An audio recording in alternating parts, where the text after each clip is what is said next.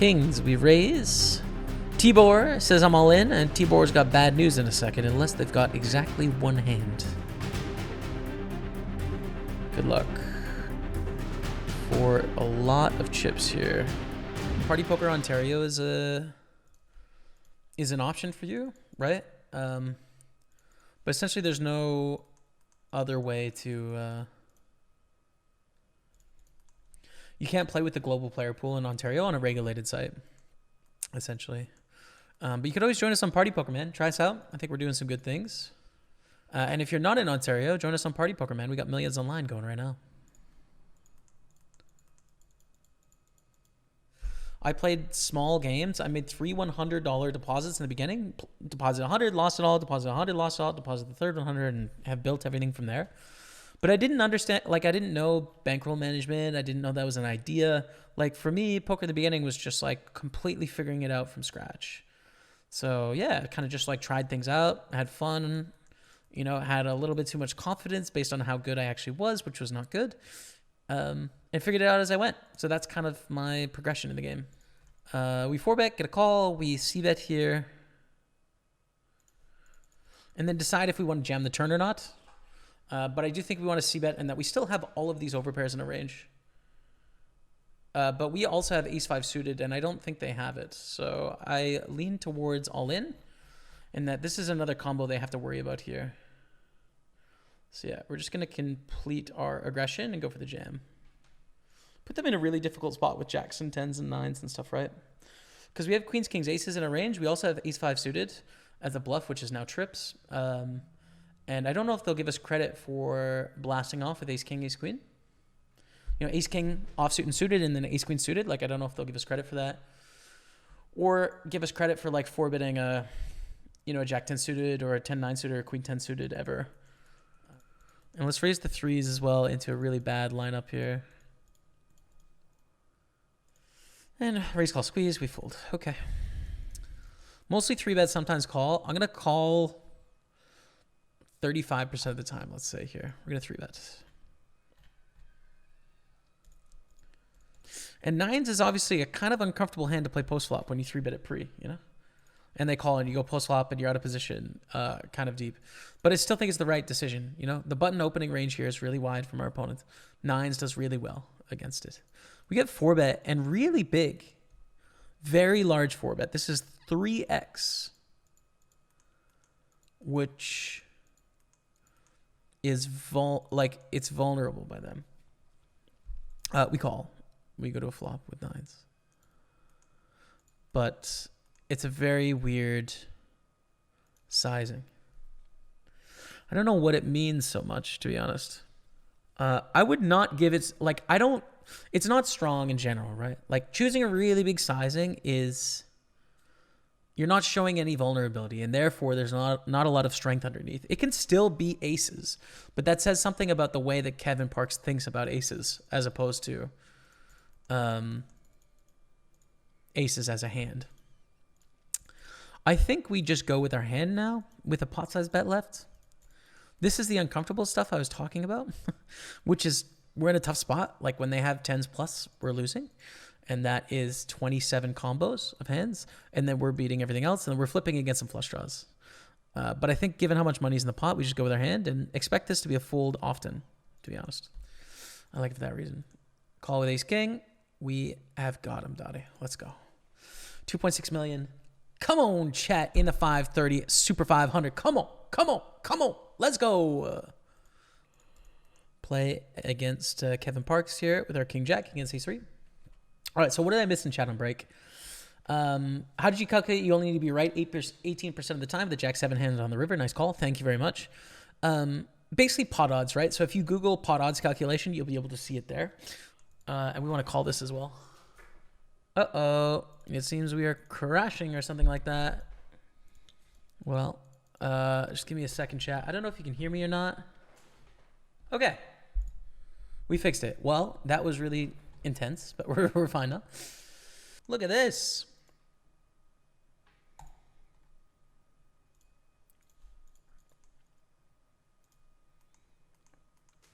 Wow. Let's go. Did we get called in both spots there or just one?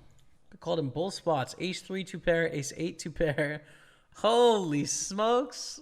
Let's go to the ace queen suited and raisey daisy. Ooh, to 4-bet or call here? The problem with 4-betting is against the 5-bets, which I don't love the 4-bet call. It's so playable post-flop. I think call is the option. If we're ace-jack suited, it's a 4-bet, you know? If it's ace-king, it's a 4-bet. If it's ace-queen, as it is, it's a call, I think. That's how I'm going to choose to proceed here. Check at the flop. We check at the turn as well. If we go to showdown with a second pair of queens, we want to check. If we make a flush, we want the pot to be as big as possible. So either way, things play okay when we check here, and that if they bet, we call, right? And then they have the betting lead going to the river where we can improve. And if it goes check, check, fine, we go to the river, you know? And take it down there. King 4. Nice. Okay. Marcus Prince calls in the big blind. Small bet. Marcus Prince just won like 1.3 million a few days ago. In an online tournament, so they're doing pretty well. What a sick grinder. Back on it immediately. Cool. And we're going to 3-bet king queen as well. Poker happens and life happens and it is what it is, and you just go on and proceed. So I think it's been really helpful at instilling a stoic mindset when it comes to decision making, which is useful. I don't think a stoic mindset is useful broadly in a lot of the rest of life, in that emotions make up a lot of the flavor and the love and the joy out of things. But when it comes to economics, when it comes to expected value, when it comes to protecting yourself, they're pretty damn useful. That mindset is pretty useful. So good for decision making, good for not being results oriented, good for being able to handle my emotions and deal with uncertainty. And I think it's been good at developing empathy, in that to play poker really well, and there's all sorts of people that go counter to this rule, so maybe I'm wrong, but to play poker well, you kind of need to understand other people to some degree. Ace king suited. Beauty. Whoop whoop. Ooh, what a nice flop, man. What a gorgeous flop against Johannes. Flush draw, gut shot, dreams. Yeah, against the small sizing as well. We love that. We love to see the small size. Against the big sizing, it's not as fun, you know? Because then they have like more better draws, I think, you know? It's a problem against the small sizing. Not as worried about it. 7 of diamonds on the turn. Probably a bet turn and then check river to induce, right? I think that's probably the line here. We have a great hand, but it's going to be hard to go bet, jam on the paired board and get a worse hand to call off on the river. But we can get a worse hand to call off at least one street, I think. Open A7 of diamonds.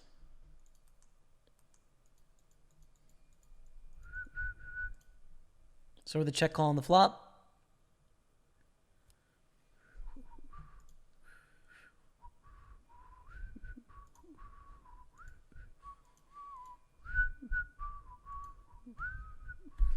And we're in a very close spot on the turn, essentially. Ranges are extremely wide. When we 3x raise and they call in the big blind, their range is massive. You know, it's probably 65% of hands. So how is A7 doing against 65% of hands? It's winning against 65%. Yeah, so we need to call and then decide on the river what to do, I think, because their range is just a little too wide pre-flop. These are very wide positions. We river a 7, which doesn't actually change anything, and that I don't think we're going to get a triple barrel from a 3. So when they bet the river, the 7 doesn't change anything. It's tough. It's a tough swap. I mean, I lean towards call because of what I said before, not because we made a 7 on the river. Doesn't matter, right? Doesn't matter. But because because the pre-flop range is so wide. Yeah, I don't know. We should probably call, I think, against a senior here. 6.3 million. That's very good news. Puts us in third place in the flight and 0.3 starting stacks, which is good in this 500. Very good news. So we open. Stephen V calls. Poma Power in the big blind. Ideal squeeze situation for Poma Power. King 6-3 dry. We bet. And I don't want to bet too small here because the sort of hands that bluff in this spot, like Queen Jack, Queen 10, Jack 10, backdoor flush draw sort of hands, Ace 5, backdoor flush draw sort of hands, really want middle strength hands to fold. And the premise of being able to do that is that Stephen V doesn't have King 6, King 3, 6-3. So doesn't have any two pair combos. They also don't have Ace King. So it's like King Queen is the best hand in 6s and 3s. A small combination. And then Poma calling in the big blind does have a few two pair combos, but not a ton. Has a ton of junk that's just not very good. Queen of the turn, I think we keep betting here. I think, assuming the river's good, let's say the river's like a 8, then we have 3 streets of value. So I think we just keep betting here. I'm not happy if I see a check raise. I'm pretty bummed out about that. Probably would still have to call in that, yes, they have 3s and 6s and King 6 and King 3, and maybe King Queen, but they also probably just decide to roll with it with King Jack, King 10. I'm not concerned about a queen, right? I don't think we should be concerned about a queen. Because what queens call the flop? Well, Queen 6, Queen 3 suited, King Queen. That's it. Yeah, I think we are all in. Good luck. Hopefully they just have like King 10, it's great. King 10, we win all the money. And it's kind of cool if they had the two pair now, because now they've been counterfeited, kings and queens with a whatever kicker, So if they had King 6 or King 3, that saved us. We should have the best hand now. 3Bet Nuts, drop of the 9-month resub. Gets the love of the chat for the man. 3Bet Nuts, thank you so much, man. Appreciate the 9 months. Welcome back to the team. We've got real potential here, man. I mean, this is good. This is a good comeback. We've played maybe 5,500 in buy-ins. We have 375 in cashes. But this is 7 starting stacks in a 500. So really good, really good stack. So let's see. We'll be streaming more often now that you're coming into the colder months. Yes, I will. You played live session at Niagara, won 1 all in with top set of aces. Let's go. That's fun, man. Ran 1 successful bluff, otherwise mostly folded a lot, just trying to keep up. That's awesome, man. That's a lot of fun, though. Congratulations on the session. Small bet here with kings. This is a little intense, There's some strong hands on this board. Queen 10, Queen 9, 10-9, King Jack, Jack 8. All in our opponent's range, but our opponent has a ton of Queen X 1 pairs, 10X 1 pairs, 9X 1 pairs, Jack X straight draw, spade, bluff, hands, ace highs, like ton of hands.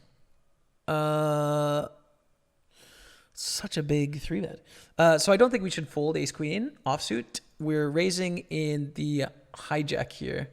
So definitely folding too much if we're folding ace queen here, but the sizing is just so big, which is surprising to me. I guess making a size where we can't 4-bet fold is the thinking. Is that what they do with like aces and kings though? I don't know. Either way, I think we're calling it going to a flop, so let's do that. I don't think it's a great 4-bet hand. Ace queen offsuit, It's like right in the middle between like 4-betting for value and then 4-bet like semi-bluffing, getting them to fold hands that are flipping-ish against us. Starts with a check on Queen Jack 8. I think we need to bet here. Take it down. Let's go.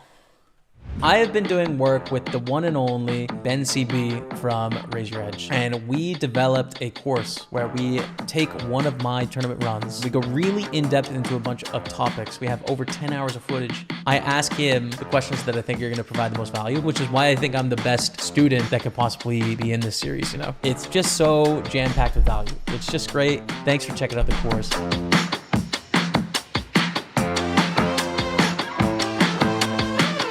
There are also like 4 Peterson people, and you might confuse them. There is a couple Petersons. There's a Peterson with a T and then a Peterson with a D that we've seen today, both from Denmark. Are you still in Montreal? Yes.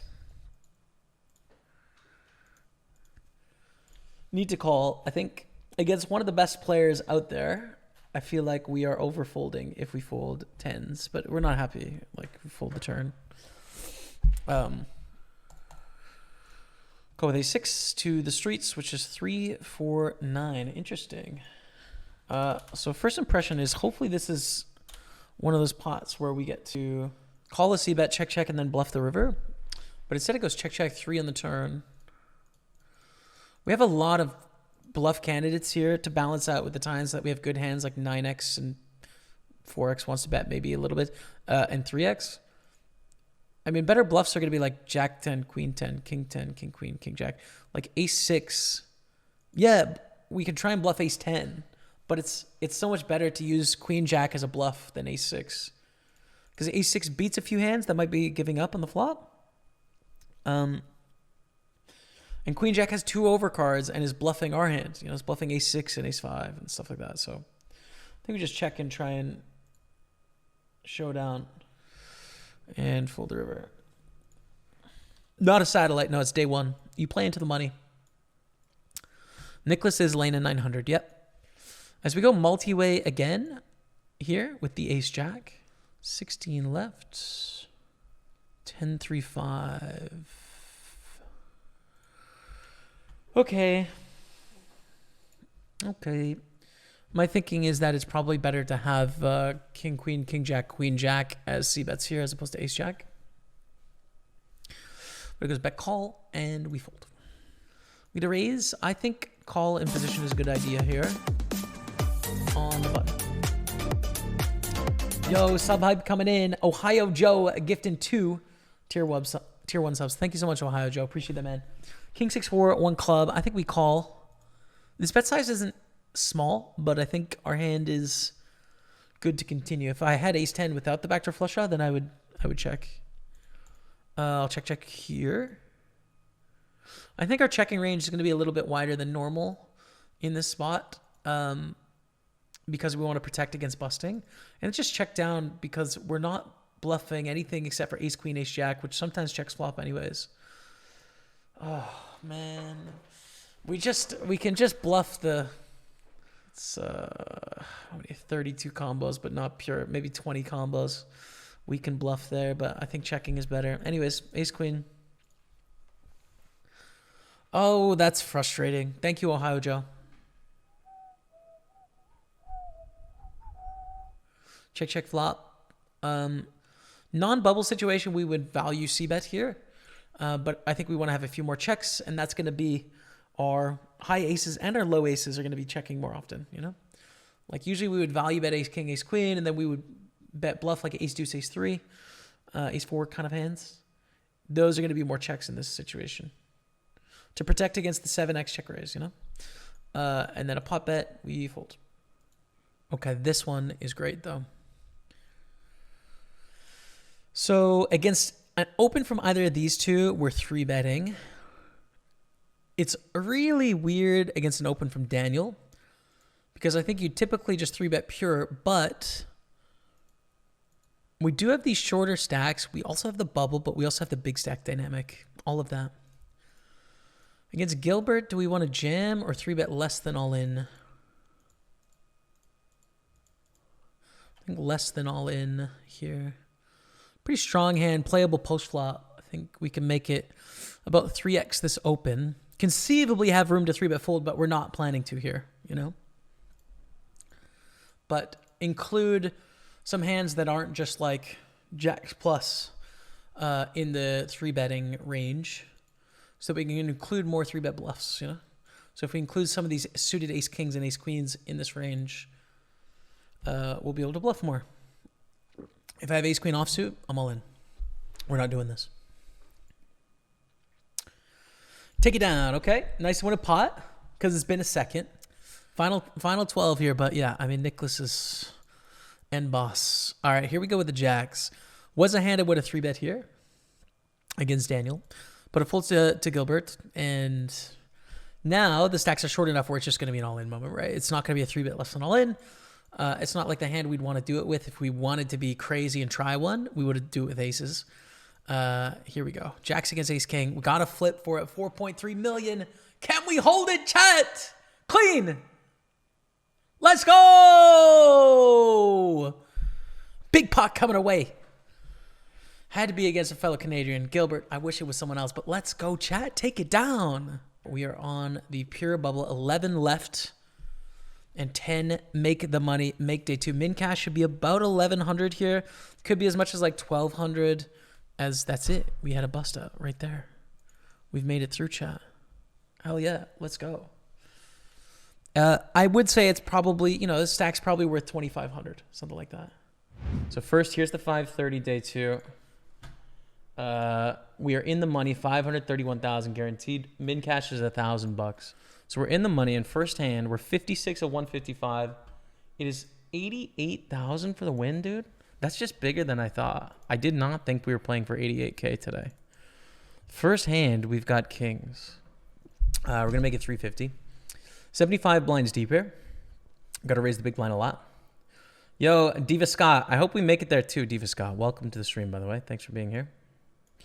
Queen 10-7 on the flop. I think small bet. I don't think there's a ton of reason to big bet here. In that both of us are going to kind of connect with this board a decent amount.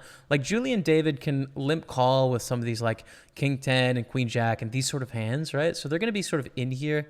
And then our raises contain some really strong hands, such as kings, but then a bunch of garbage too. Jack on the turn, eh? I think we have another bet here. I don't think we want to go massive in that we want them to continue with like Queen X and Jack X, and a 9 in a pair, like 10-9 or 9-7. So I don't think we want to fold out those hands, but I do think we have another street of value here with kings. The question is on the river brick, what do we do with this hand? We block the nuts. Upswing. Gift and sub to Blowies and Zip Life Bob. Welcome to the team, Blowies and Gift Life. Zipfell Bob. Welcome to the team. Can we go for a thin value bet here with the kings, chat? Probably. I think, like, first of all, blocking the straights, blocking the high straights, not blocking the queen, I think we can go for the value bet. And we do just bet and take it down. It's a thin value bet, but I think it's fine. All the best. Ace 4 suited here.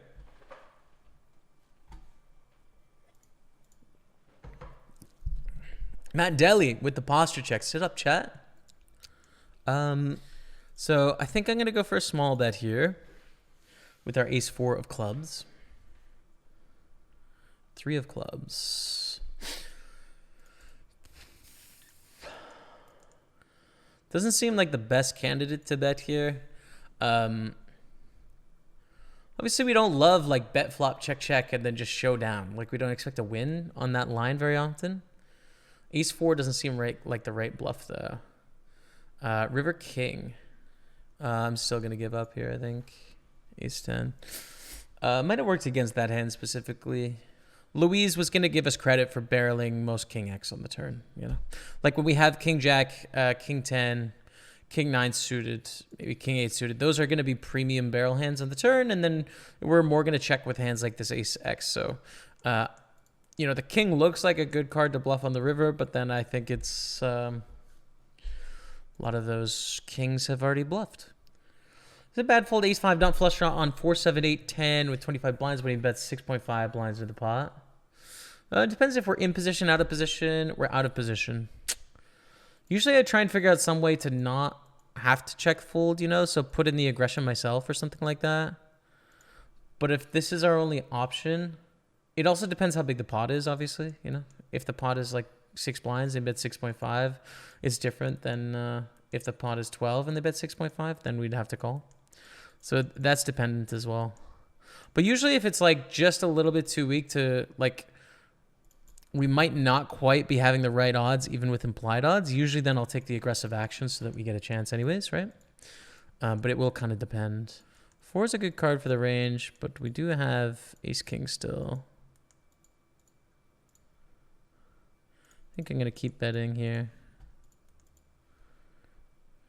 2 pair. 2 pair is great. We don't have 6-7 in our range, but 2 pairs is pretty good.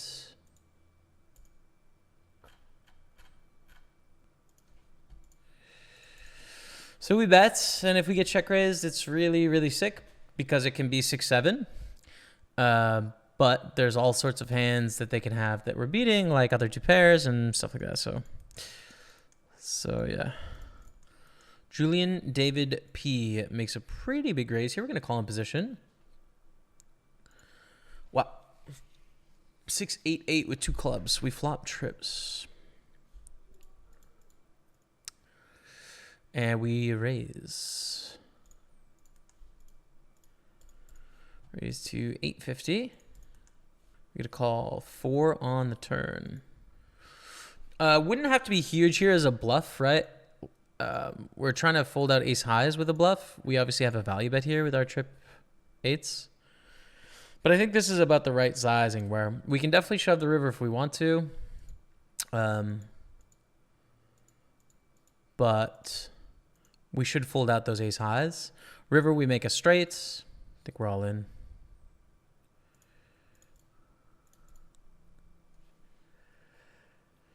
It's just an incredible cooler, man. I mean, there's not really anything else to say about this hand.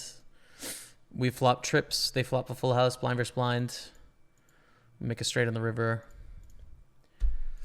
There's just simply nothing you can do. It just doesn't put any player in that spot, and they're making a mistake if they don't go broke, actually, because there's all sorts of times that our opponent has worse hands. So it's one of those spots where, like, yeah, that costs us a lot of money, you know, in equity, but it's really just a waste of time to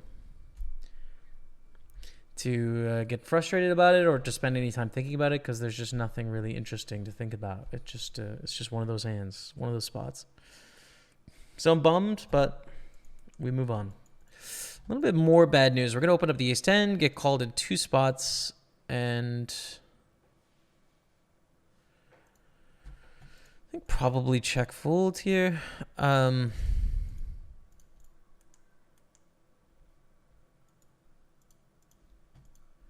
That's the thing, like when you're running good and when you're not running good, running well and not running well, it's really arbitrary depending on like your start point, you know?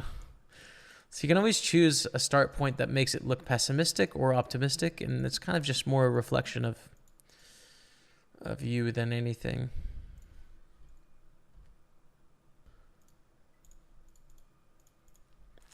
We'll go for c-bet on ace-jack 3 against the big blind flat.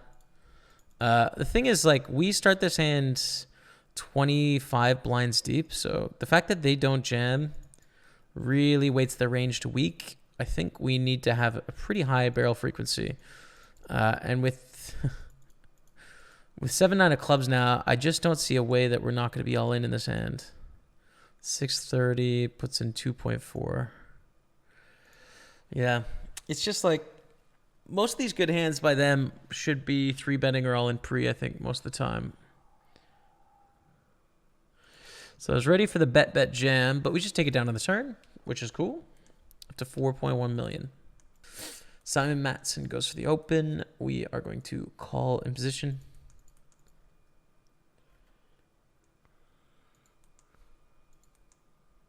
Bet of 326,000. We call.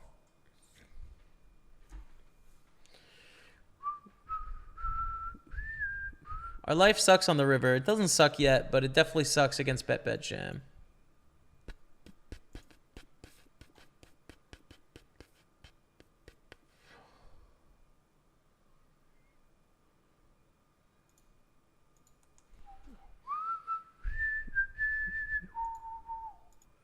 Raise and a call from Joseph. We're going to call as well in the big blind, I think, with the suited king.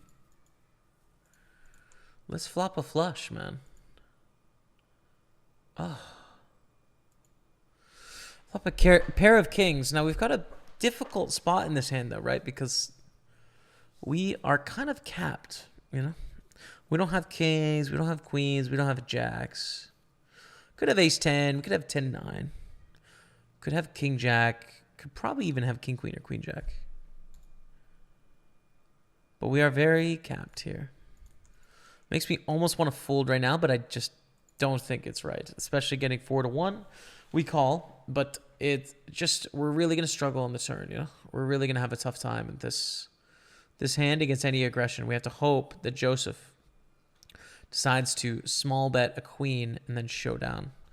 That would be really fortunate. And we get check raised, and now we have to fold. So, I mean, kind of illuminates the issue with our spot here. I wish the lineup behind was a little bit more hype. 28.5 blinds. But we raise. Just renewed 6 months. Did you? Thank you very much.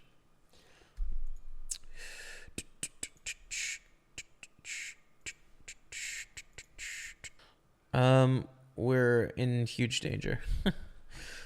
This is a really difficult spot. I think we probably prefer continuing with gutters over sevens pairs here. So I think we can fold this. I think we want to continue with king, queen, king, jack, queen, jack, backdoor flush draw. Call for 160 here in the big blind, queen seven. It's natural for people to have a play style that they feel fits them, you know, or suits them. But I think it's actually it's a kind of misguided concept, I'd say, play style. Like, you may have a way you play, but to play really great poker, you need to be adaptive.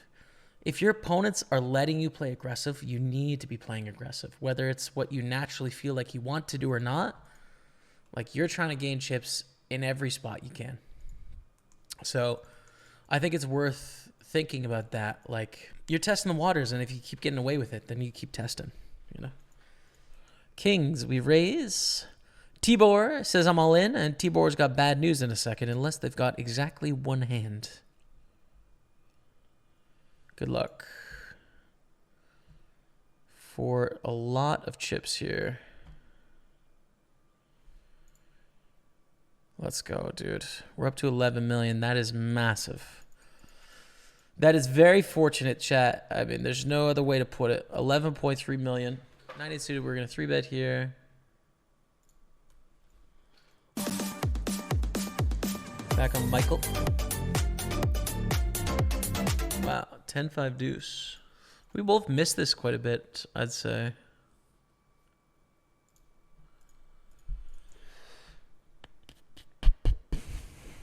Check raise is my first impression here. I think that is the best line, probably. Huge draw, right? Like flush draw and open ender, what we just turned.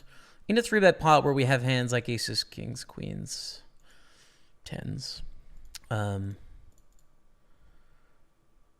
We get overbet jammed on. We have to fold. That's sick. Yeah, very occasionally, I guess I'll play one table if I'm in a really big tournament or last table of the day or something like that, you know? Sometimes that makes some sense, but don't jam. Thankfully, we don't see jam. That would have sucked. That would have been tough. Ace-5 of clubs. I mean, ace-5 is just a fun hand, right? Because when you face aggression at high stakes, you usually just get to really go ham, you know? You get to 4-bet, you get to just go crazy. Because it's the best bluffing hand, essentially. But we just see a call and flop is king 8-3, rainbow, very dry boards. It's going to be a small bet. And not fold to a check raise, though, is the thing. It's going to be a small bet and continue against a check raise on a very dry board. But we take it down. All right. Ace queen, we open. Ivan calls. It's a really dangerous hand for us, actually, because Ivan has some nuts in here that it's trying to induce the squeeze, you know? Against the big stack, playing massive pots against them with really strong hands, and then against these 20 blind stacks. We started the check call here with our ace queen. Go to the turn.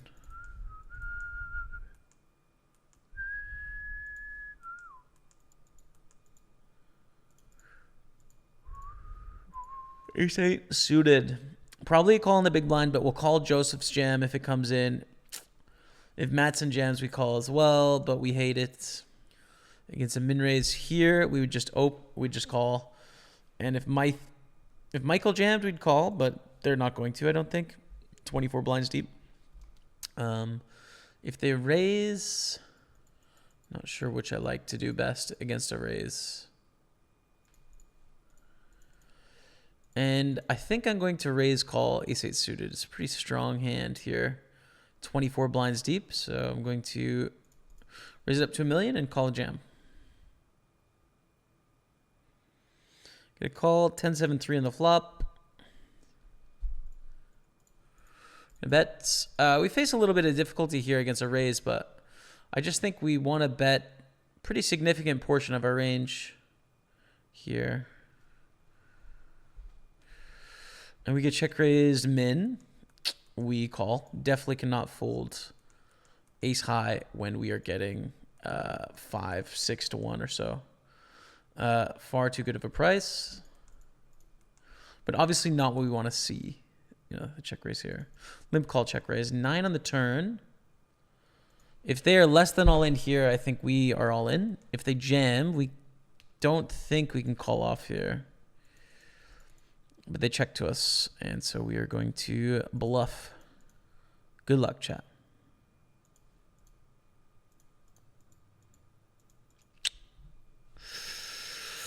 Too bad. Unfortunate. Don't make the best hand there on the end. 14.79 is our cash, but the end of the journey.